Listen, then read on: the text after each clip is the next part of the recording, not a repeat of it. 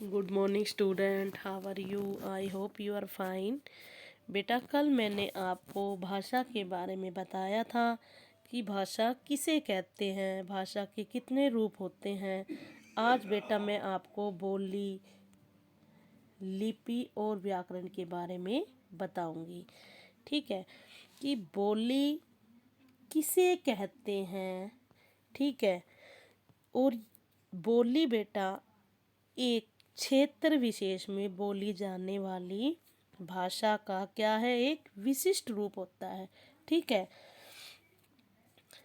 फिर क्या आता है हमारा लिपि। लिपि का क्या अर्थ है? लिपि का अर्थ है लिखने का ढंग। ठीक है, और लिपि का शाब्दिक अर्थ क्या है बेटा? लिपि का जो शाब्दिक अर्थ है लिखावट। ठीक है, क्या होगी? लिखावट या प्रणाली। ये लिपि का क्या है, अर्थ है बेटा। ठीक है, उसके बाद आता है हमारा व्याकरण।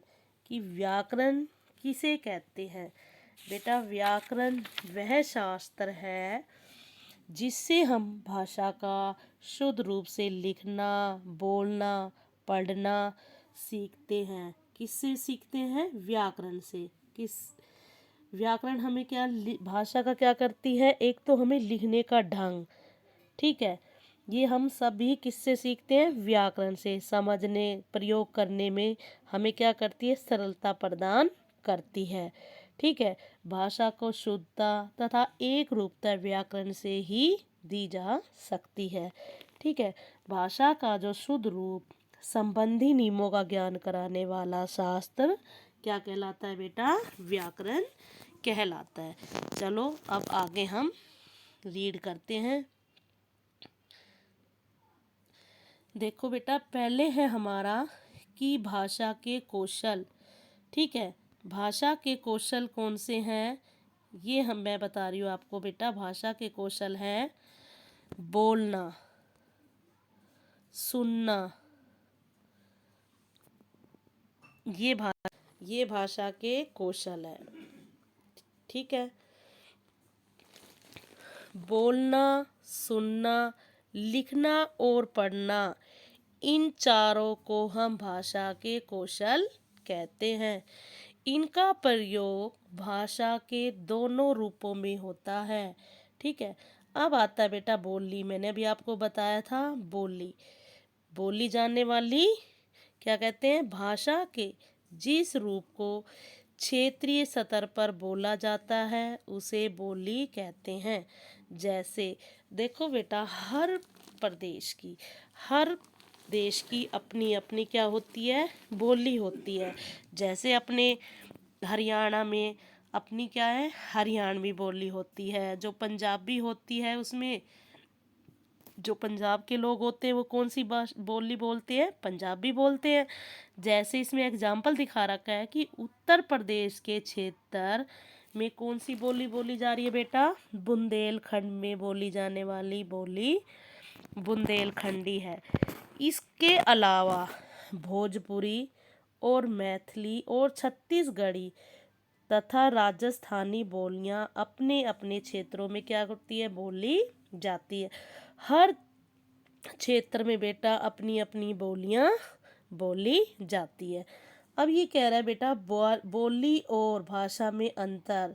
कि बोली और भाषा में क्या अंतर है? बोली किसी विशेष क्षेत्र तक सीमित होती है, और जबकि भाषा बहुत बड़े स्तर पर बोली जाती है। और बोली का साहित्य मौखिक तथा भाषा का साहित्य लिखित रूप में होता है। तो किसे कहते हैं बोली? बोली भारत का क्षेत्रीय रूप होती है। ठीक है, बोली क्या होती है? एक क्षेत्रीय रूप होती है। बोली एक क्षेत्र विशेष में बोली जाने वाली भाषा का विशिष्ट रूप होती है। और भाषा का क्षेत्र क्या होता है? विस्तृत होता है। और लेकिन बोली का क्षेत्र क्या होता है? सीमित होता है। ठीक है, अब आता है भाषा का क्षेत्र। पहले हमारे देश में कितनी भाषाओं को मान्यता मिली थी बेटा? 18 भाषाओं को। ठीक है, 18 भाषाओं को मान्यता मिली थी, लेकिन 4 बोलियां, इसमें 4 बोलियां बेटा और बढ़ा दी गई हैं। कौन कौन सी? देखो, बोडो, डोगरी, मैथिली तथा कोंकणी को अब भारत भाषा के रूप में मान लिया गया है। अब कितनी भाषा हो गई बेटा? 22, यानी 22 भाषाओं को क्या मिली हुई है? मान्यता प्राप्त हुई है। कितनी भाषाओं को बेटा? 22 भाषाओं को। ठीक है, पहले कितनी थी? 18। अब इसमें 4 भाषाओं को और ऐड कर दिया गया है और बढ़ा दी गई है, तो हमारी टोटल भाषा कितनी हो गई? कितने को मान्यता प्राप्त है? 22 भाषाओं को मान्यता प्राप्त है। ठीक है, ये आपकी 22 भाषाएं हैं। हिंदी, संस्कृत, उर्दू, तेलुगु, ओडिया, असमी, तमिल, मराठी। ठीक है, ये सारी कितनी भाषाएं हैं? 22, यानी 22 भाषाएं को मान्यता प्राप्त मिली है। ठीक है, जिस प्रकार भारत में अनेक भाषाएं बोली जाती है, उसी प्रकार विश्व भर में भी अनेक भाषाएं बोली जाती है। इधर देखो बेटा, क्या दिखा रखा है कि भारत में, जो भारत है उसमें कौन सी भाषा बोली जाती है बेटा? हिंदी। स्पेन में स्पेनिश, चीन में चीनी, इंग्लैंड में कौन सी भाषा है? अंग्रेजी। ठीक है, रूस में रूसी, जापान में जापानी, अरब में अरबी भाषा बोली जाती है। ठीक है, और पश्चिमी हिंदी होती है, उसमें कौन सी होती है? खड़ी बोली, हरियाणवी, ब्रजभाषा, बुंदेली और कन्नौजी। ये कौन सी है? पश्चिमी हिंदी। राजस्थानी हिंदी क्या होती है बेटा, आपको पता है? मारवाड़ी, मालवी, मेवाड़ी, हड़ौती और मेवाती। ये मैंने आपको बोली के बारे में बताया है। अब मैं आपको आगे लिपि के बारे में बताऊंगी।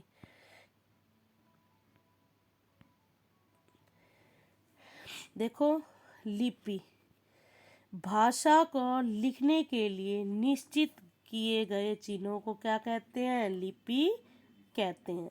प्रत्येक भाषा की अपनी अपनी क्या होती है बेटा? लिपि होती है, और प्रमुख भाषाओं की लिपि इस तरह है। ठीक है, लिपि का अर्थ मैंने आपको बताया था, लिखने का ढंग। हर भाषा में अलग अलग ध्वनि संकेत होते हैं। हर ध्वनि के लिए बेटा एक चिन्ह होता है, जो क्या कहलाता है? वर्ण कहलाता है। क्या कहलाता है बेटे? वर्ण कहलाता है। ठीक है, और हर वर्ण को लिखने की एक विधि क्या कहलाती है? लिपि कहलाती है। ठीक है, हम ऐसे भी कह सकते हैं बेटे, विचारों या ध्वनियों को लिखकर प्रकट करने के लिए निश्चित किए गए चिन्ह को लिपि कहते हैं। अब इसमें आपको भाषा और लिपि, ये भाषा है और ये इसकी लिपि है। ठीक है, देखो,